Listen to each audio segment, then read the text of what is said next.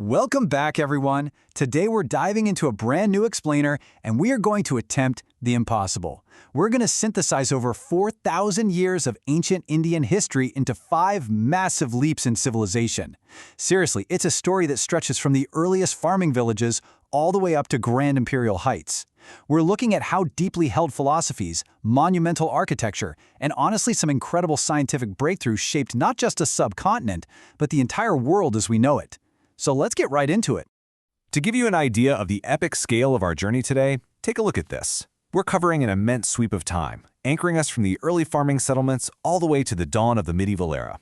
We start around 2600 BCE with the mysterious Indus Valley, move through the philosophical awakenings of the Vedic Age, hit the massive unifications under the Mauryan and Gupta Empires, and finally crest with the maritime dominance of the Chola dynasty around 1000 CE.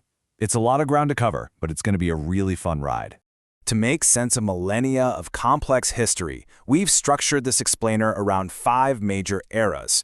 We've got the urban leap, the spiritual leap, the imperial leap, the maritime leap, and finally, the enduring legacy. Let's kick things off with Part 1, the urban leap, where we'll explore the mysterious and highly advanced Indus Valley Civilization. Now, what is truly astonishing here is just how egalitarian and, quite frankly, modern these cities were, especially when you compare them to their contemporaries over in Egypt or Mesopotamia. Places like Harappa and Mohenjo-daro were laid out on these incredibly precise grids using standardized baked bricks. And get this, they had advanced drainage systems with covered sewers. Yes, you heard that right, indoor plumbing, literally thousands of years before it was common anywhere else. Also, notice the lack of massive royal palaces. It strongly suggests a society that was focused heavily on trade, standardization, and public well-being, rather than hoarding extreme wealth at the top. But that brings up a great mystery. Why did a civilization larger than ancient Egypt or Mesopotamia just fade away around 1900 BCE? Well, rather than a violent invasion, which honestly the archaeological record just doesn't support, evidence actually points to climate change. We're talking shifting monsoon patterns and the drying up of major rivers like the Ghaggar Hakra, which is often identified as the ancient Saraswati River. This caused a slow, mysterious unraveling. The cities were eventually abandoned, trade just stopped, and their script, which mind you we still cannot decipher today, vanished completely from use. Moving right along to Part 2, the spiritual leap. This brings us to the Vedic Age and some profound new awakenings. I want you to picture a massive cultural shift here. We're talking a pivot from the external, ritual-heavy focus of the newly arrived Indo-Aryans to the highly inward, introspective paths that popped up later in urbanizing societies. Initially, the early Vedic age was very pastoral. It was all about the spoken word, maintaining cosmic order through precise fire sacrifices, and the gradual hardening of a 4-tiered social hierarchy known as the Varna system. But, as society urbanized and got more complex in the Gangetic Plains, this profound spiritual restlessness really took hold. And this gave birth to the Shramana movement. This was a super diverse group of thinkers who flat out rejected the authority of the Vedas, threw out the rigid caste system, and argued that true liberation actually came from internal meditation and ethical living, not just performing external rituals.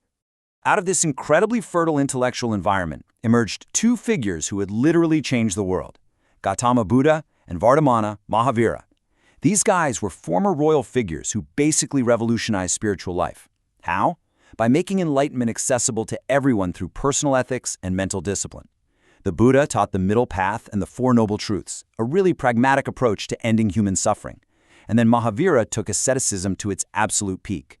He founded Jainism and emphasized ahimsa, or radical nonviolence. Going so far as to sweep the path ahead of him just to avoid stepping on insects. By rejecting birth-based hierarchies, they offered a radical, totally inclusive alternative that really hit home for merchants and the growing urban classes. All right, on to Part 3, the imperial leap. Enter the massive centralization of the Mauryan and Gupta Empires. This brings us to Chandragupta's grandson, Emperor Ashoka. Just imagine this for a second, a conquering emperor at the absolute height of his power, carving his own grief into stone. After annexing the region of Kalinga, a war that resulted in well over 100,000 deaths, Ashoka didn't throw a parade. Instead, he expressed profound, devastating remorse. It is an incredibly rare and powerful admission for an ancient ruler. This bloody war actually prompted Ashoka to pivot his entire empire toward moral governance and Buddhist nonviolence. He made Dharma, this broader concept of ethical duty and compassion, actual state policy, essentially creating an empire bound together by moral persuasion rather than just military brute force. Truly a game changer. Now let's fast forward a bit to the 4th century CE. The Gupta Empire unites the North again and ushers in a true golden age of science and culture that, no joke, shaped the world you live in right now. Take mathematics, for example. Aryabhata wasn't just doing basic algebra, the guy introduced the concept of zero as a placeholder and figured out that the Earth rotates on its axis, way ahead of his time. Over in literature, you've got Kalidasa composing Sanskrit poetry and plays that would become absolute global classics. And in medicine, Ayurvedic texts on surgery and pharmacology were being highly codified. This was an era of profound intellectual flourishing, all backed by very stable, wealthy governance. Which leads us perfectly into Part 4, the maritime leap. Let's head south and meet the mighty Chola dynasty. So, ancient India wasn't just a land-based power, they were absolute titans of the sea. Under leaders like Rajendra Chola I in the 11th century, this incredibly lucrative maritime network proved that southern India was a central major player in the global economy. The Cholas didn't just sit around building local kingdoms. They launched these massive, awe-inspiring naval expeditions across the Bay of Bengal, reaching as far as modern-day Indonesia and Malaysia just to control vital trade routes. They were exporting highly desired stuff, spices, pearls, textiles, to everyone from the Romans to the Chinese. And culturally, unbelievable. They mastered bronze casting, creating deeply expressive, dynamic pieces like the Nataraja, the dancing Shiva. It's this perfect balance of cosmic rhythm and divine grace. And they poured all this vast wealth into some truly breathtaking architecture. Take the Brihadisvara Temple in Tanjavur, built by Rajaraja Chola I. It is a towering 200-foot structure made entirely out of granite. But here is what's absolutely crucial to understand. It wasn't just a place of worship. These rulers legitimized their power by completely intertwining kingship with religion, using these monumental temples to drive the local economy and preserve their culture. The temple employed hundreds of people. We're talking musicians, dancers, accountants, and it basically acted as a bank, a massive landholder, and a cultural center. It literally anchored the empire's entire administration. And finally, we arrive at Part 5, the enduring legacy. This marks the twilight of the classical world and a major transition to a new era. By the 11th and 12th centuries, northern India had become this patchwork of fiercely independent, yet quite fractured Rajput kingdoms.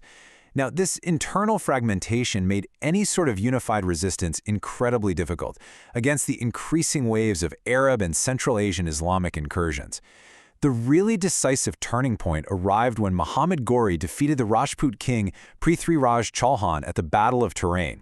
And this didn't just end an era, it laid the foundation for the Delhi Sultanate.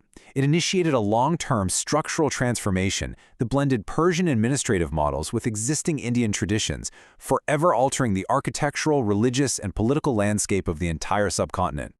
So I want to leave you with this provocative thought to ponder today.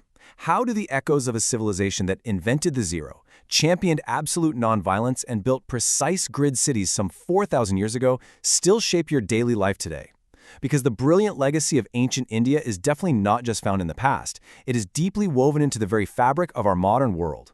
From the mathematics that power the computer or phone you're using right now, to the global practice of mindfulness and meditation, to those interconnected trade routes that really first globalized our planet, the echoes of the Indus cities, the Mauryan emperors, and the Chola navies are all absolutely still with us. Thank you so much for joining me on this explainer. It's been an incredible journey through time. See you on the next one.